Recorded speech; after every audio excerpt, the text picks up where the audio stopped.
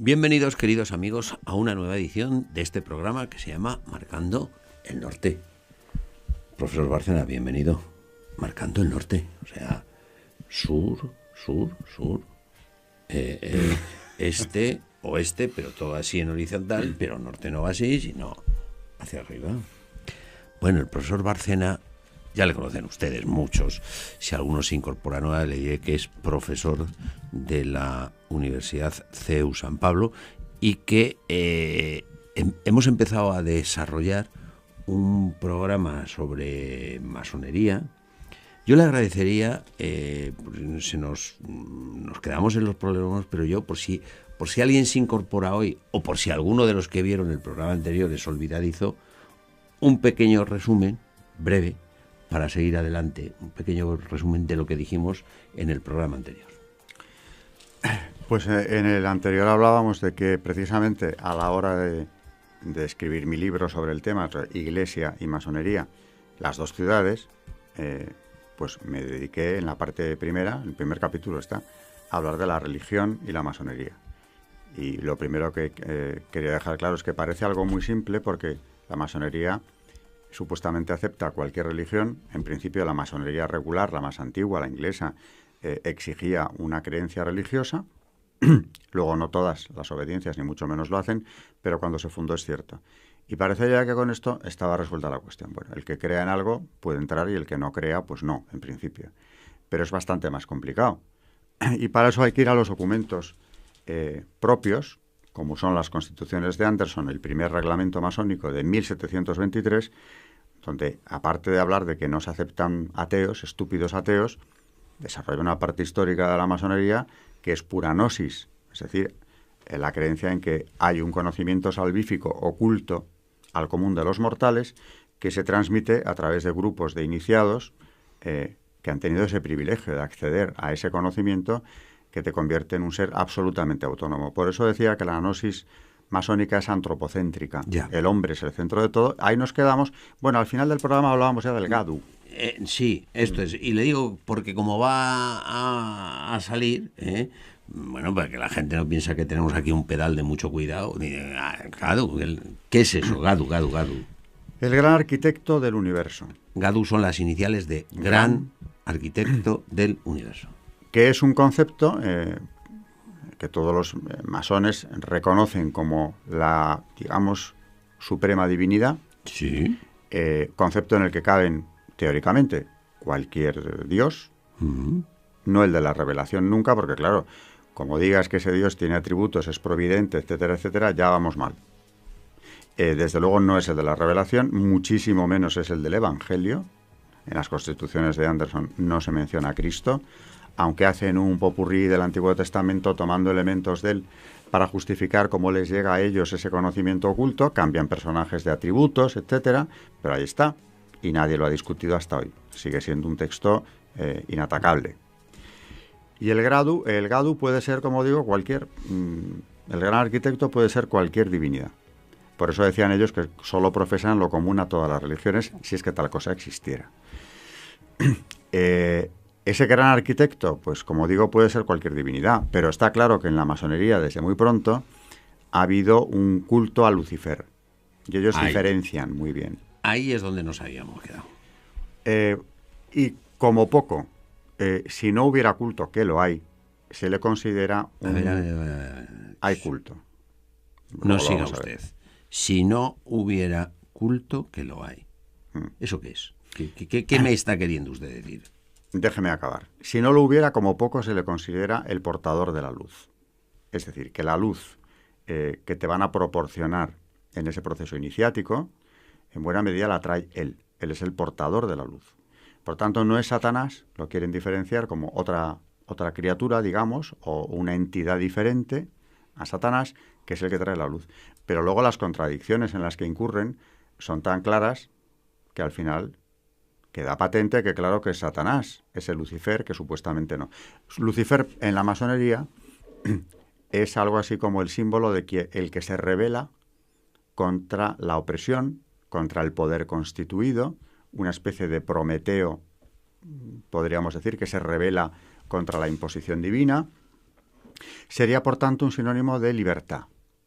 Libertad que parte de la naturaleza del hombre, que es un ser superior, el hombre como centro de todo ese culto, ¿no? De toda esa gnosis. Pero Lucifer, a medida que lo vas conociendo, vas viendo que efectivamente, claro que es el mismo.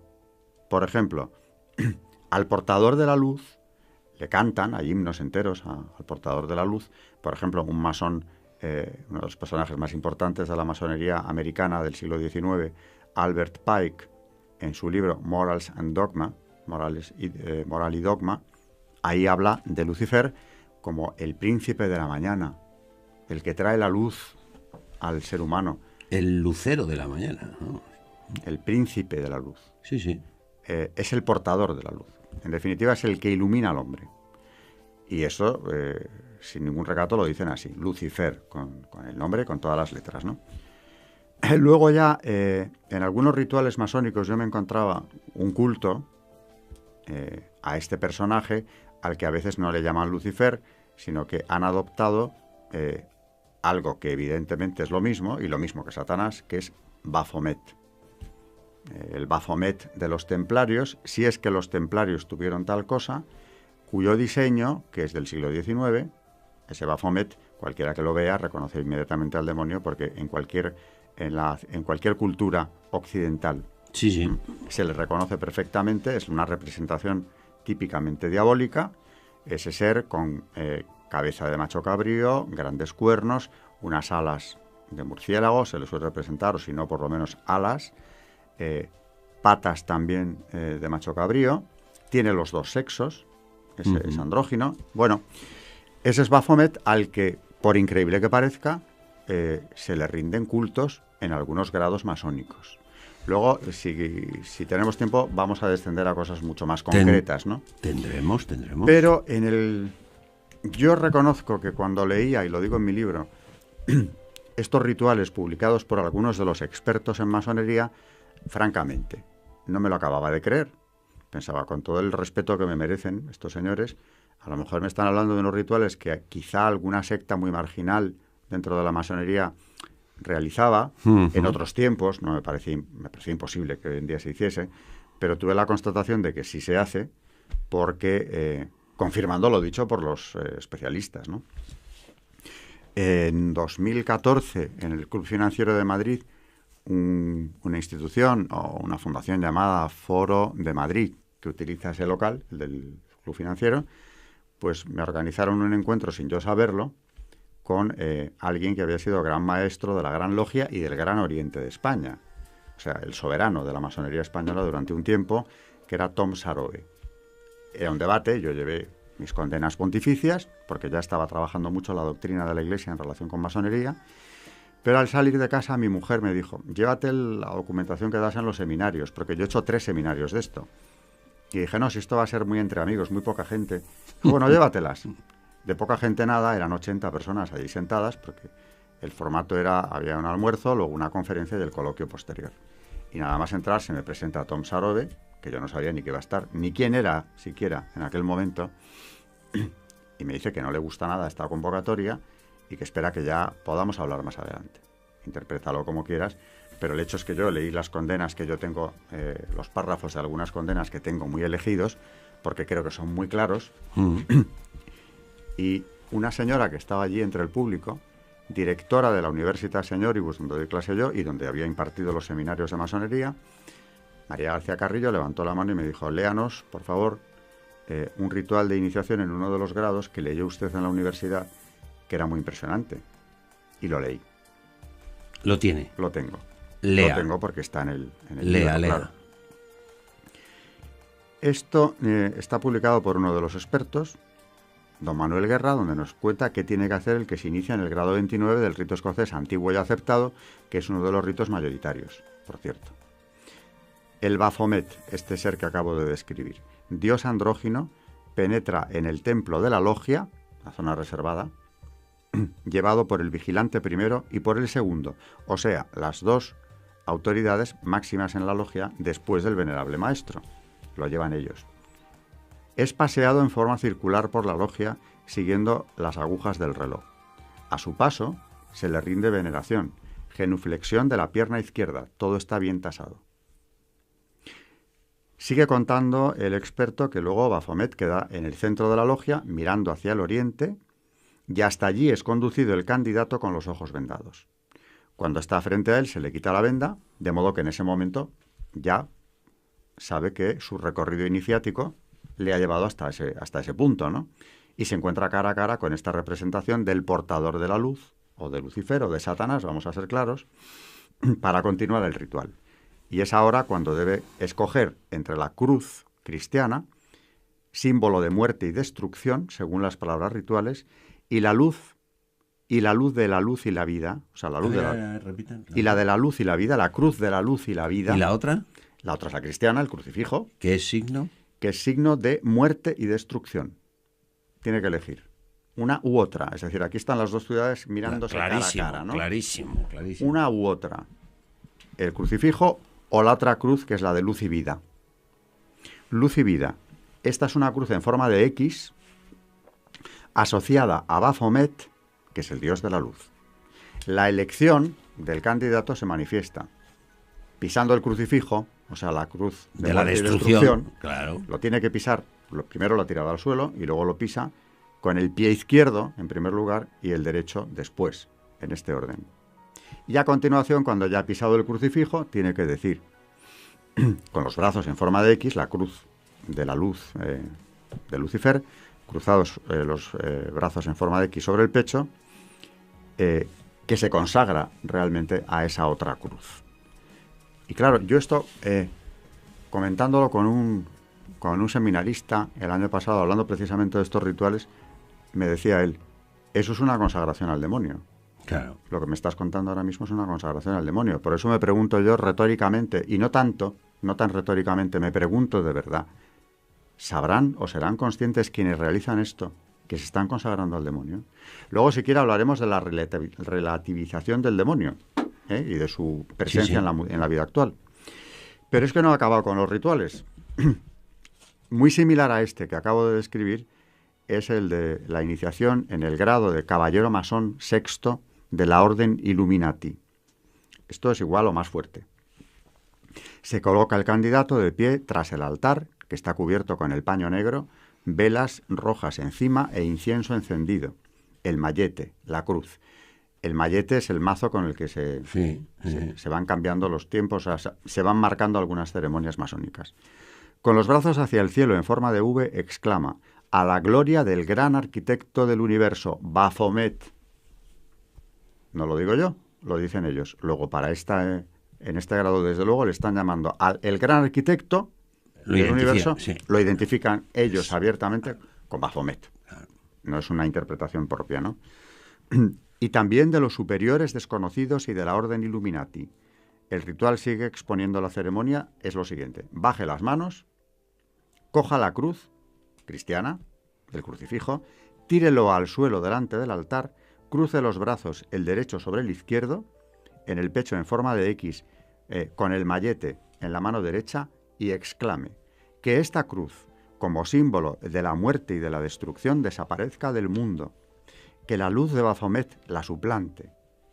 Gloria a ti, Dios verdadero Baphomet, el Dios de la luz y de la iniciación. Fin del ritual. Esta ceremonia se repite con las mismas palabras y gestos al comenzar la iniciación también del grado iluminado dirigente noveno. Por tanto, ¿qué conclusiones tenemos que sacar? ¿Y esto lo leyó usted allí? Yo lo leí porque me lo pidió esta señora en presencia de Tom Sarobe, gran maestre que había sido, ya no lo era, pero había sido de la Gran Logia de España y del Gran Oriente también, un histórico prácticamente de la masonería. Sin duda, lo pone usted en Google y sale.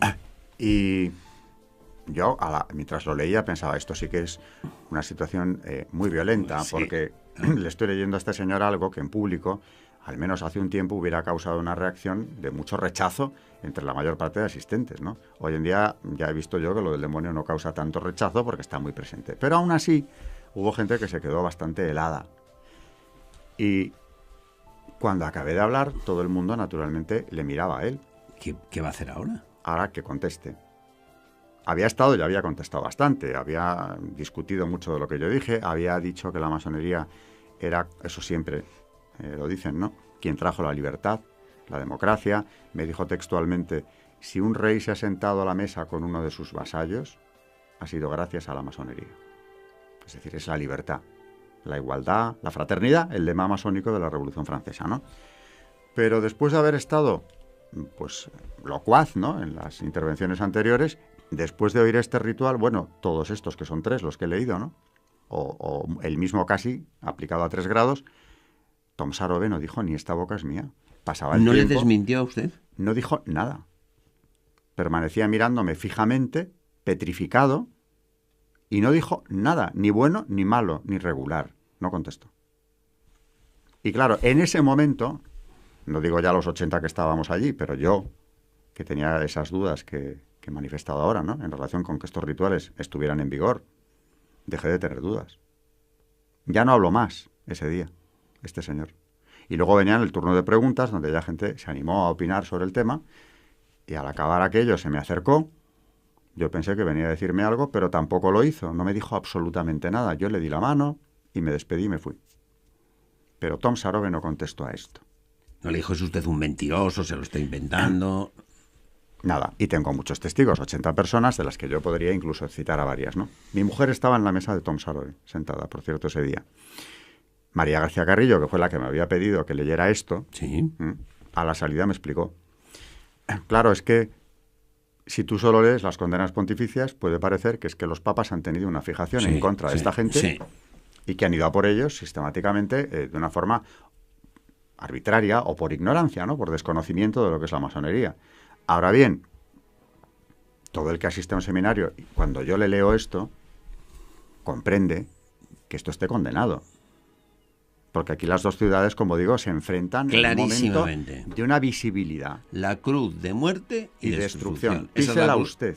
Písela usted. Esa es la cruz de Cristo. Y la otra es la cruz. De la luz y la vida, que es la de Baphomet, al que se rinde culto en la misma ceremonia.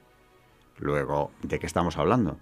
A mí lo que me choca es que en las condenas pontificias, que muchas, los papas sí que han dicho que quien está detrás de esto es el demonio, los han llamado Pío IX, la sinagoga de Satán, Gregorio IX, en fin, hay varios papas que lo han identificado con el demonio. León XIII también lo hace, León XIII claramente. A mí una de las cosas que me ha sorprendido de su libro es que no todos los libros que hablan de masonería hablan de esto. Casi ninguno. Ah, bueno, usted que ha leído más, pues digo, bueno, a lo mejor yo como no lo he leído todo, pues yo no lo había visto. Vamos a ver, los expertos, y yo me he apoyado mucho en el trabajo de Ricardo de la Cierva y de don Manuel Guerra, claro que recogen esto. Y lo que pasa es que lo tienes que buscar quizá más, porque está ahí disperso, en según qué rituales, en según qué obediencias, lo vas encontrando.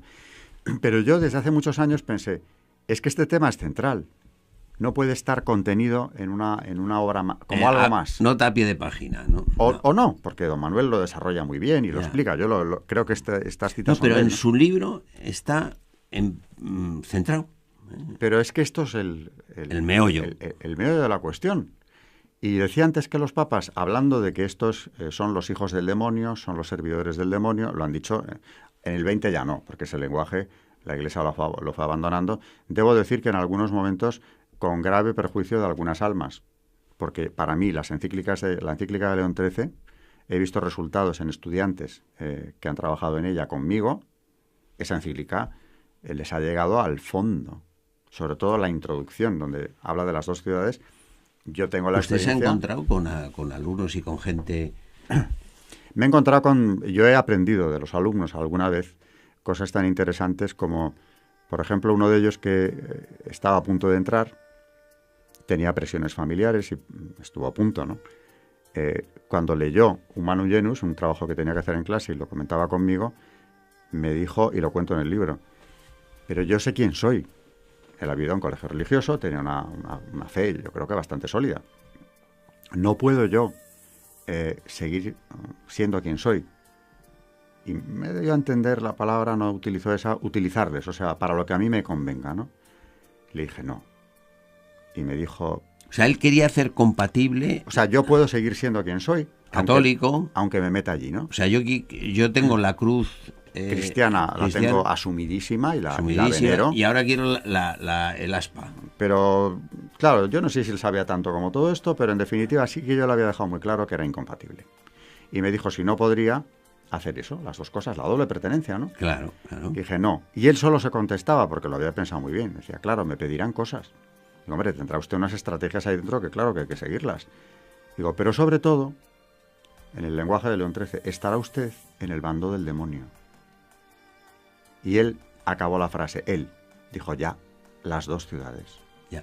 Pero esto a lo mejor le había quedado clarísimo a él eso. A lo mejor es porque esto a los que empiezan en el tema de la masonería, pues se lo explican al final, ya cuando lleva mucho tiempo y... Cuidado, porque también he tenido una experiencia reciente con un masón que tras una conversión religiosa dejó la masonería. Uno de los dos franceses que han tenido un recorrido parecido. Maurice Queye es el primero hace unos años y Serge Abad Gallardo, es otro que su libro se tradujo al español. ¿Por qué dejé de ser masón? Se llama el libro.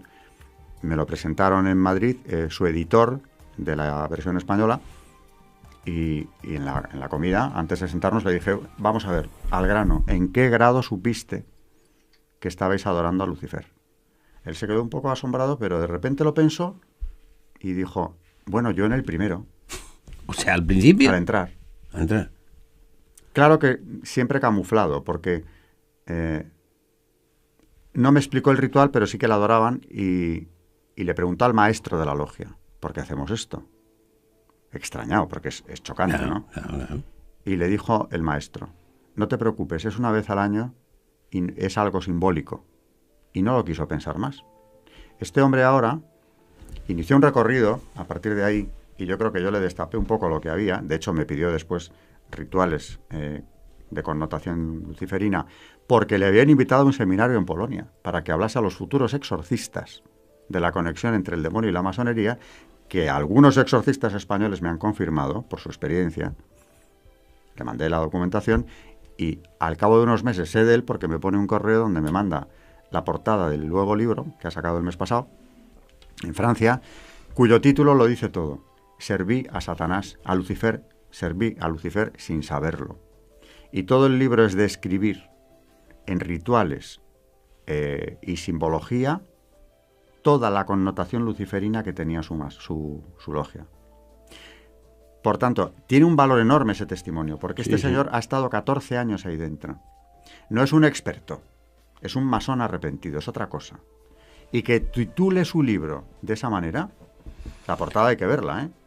Pues hay que ver lo que se aprende con usted, Hay que ver lo que se amplía en este libro que dice usted que se titula. Bueno, claro. Iglesia y masonería, las dos ciudades. Y se amplía si los espectadores vienen a seguirnos. A seguirnos, porque usted... Volveré. Bueno, es una maravilla. Es que no me hace falta ya ni pedírselo. Él solo se lo dice todo. Muchas gracias. Nos quedamos a medias siempre. Muchas gracias, profesor Bárcena, por su colaboración, por lo bien que cuenta las cosas. Es que es una maravilla escucharla. Muchas gracias a ustedes, queridos amigos, por haber estado con nosotros en esta edición que les hemos transmitido, y decirles que nos vamos a poner a trabajar, ¿verdad? ¿Para qué? Pues para ofrecer una nueva edición de este programa que se llama Marcando el Norte.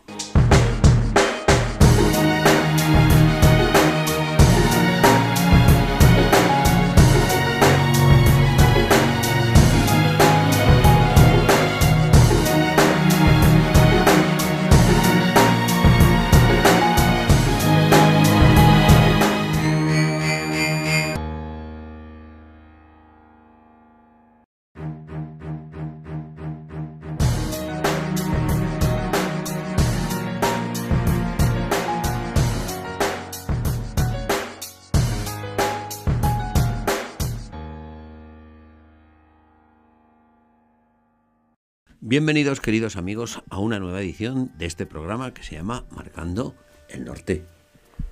Profesor Bárcena, bienvenido. Marcando el Norte, o sea, sur, este, oeste, pero todo así en horizontal, pero norte no va así, sino hacia arriba. Bueno, el profesor Bárcena ya le conocen ustedes muchos. Si alguno se incorpora nueva, le diré que es profesor de la Universidad CEU San Pablo y que hemos empezado a desarrollar un programa sobre masonería. Yo le agradecería, nos quedamos en los problemas, pero yo, por si alguien se incorpora hoy, o por si alguno de los que vieron el programa anterior es olvidadizo, un pequeño resumen, breve, para seguir adelante, un pequeño resumen de lo que dijimos en el programa anterior.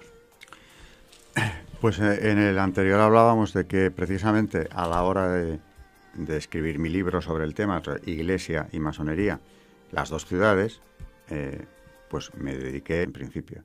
Pero es bastante más complicado.